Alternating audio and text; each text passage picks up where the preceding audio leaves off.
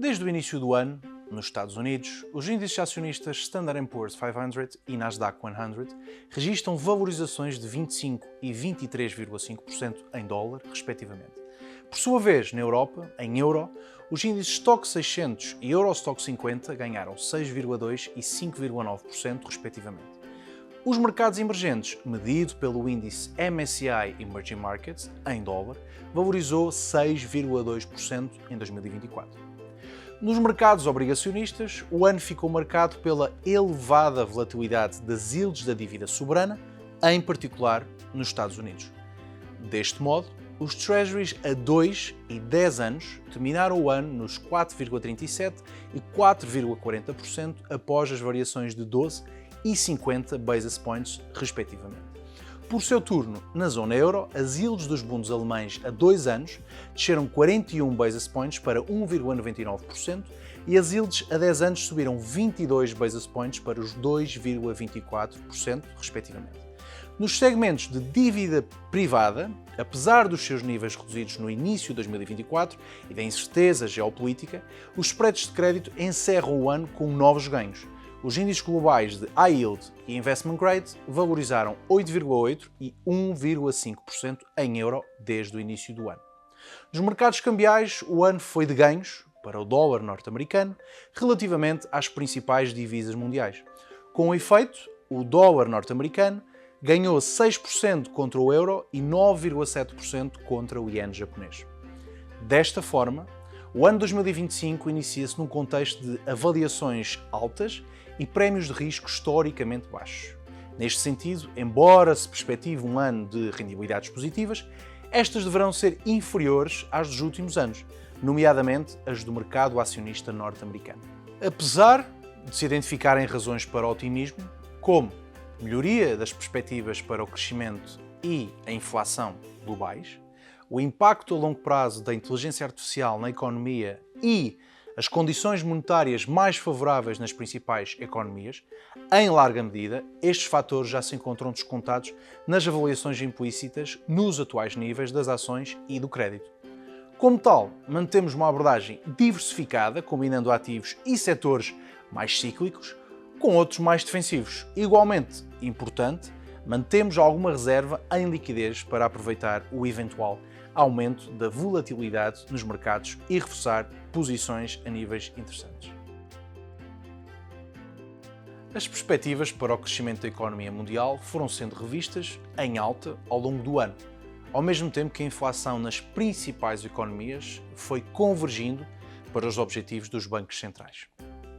Neste contexto, os bancos centrais deverão continuar suficientemente confiantes para manter a trajetória descendente das taxas de juros. Apesar da mudança de políticas monetárias, as yields de longo prazo da dívida soberana norte-americana e alemã registaram subidas ligeiras face ao final do ano passado. Na nossa opinião, sobretudo após o movimento dos últimos meses e do chamado Trump Trade, existe valor na classe de ativos, em particular nos prazos mais longos, tanto numa ótica de rendimento como de cobertura de risco das ações, caso o desempenho da economia se revele mais fraco do que o atualmente esperado. No segmento da dívida privada, mantemos a prudência manifestada ao longo dos últimos trimestres. Com efeito, na nossa opinião, o potencial para a continuação dos ganhos em dívida privada por via dos estreitamentos de spreads é bastante reduzido. Ainda assim, uma vez que as yields totais permanecem interessantes em termos históricos e relativos e que os spreads de crédito continuam a descontar taxas de default muito superiores às históricas e às expectáveis nos próximos anos, mantemos a exposição à classe de ativos. Após as fortes valorizações registadas em 2024, com o MSCI World a valorizar 26,1% em euro, as avaliações dos principais índices desenvolvidos encontram-se historicamente elevadas, descontando um cenário, porventura, demasiado benigno para a economia global. O ano 2025 inicia-se com avaliações historicamente altas, num cenário minado por vários riscos, desde as guerras em curso, aos efeitos das políticas económicas de Donald Trump, passando pela debilidade da economia chinesa. Contudo, como referido anteriormente, a economia mundial continua a crescer e os bancos centrais são esperados continuar a cortar as taxas de juros, suportando os mercados e o investimento em áreas que, na nossa opinião, permanecem interessantes e com potencial de crescimento.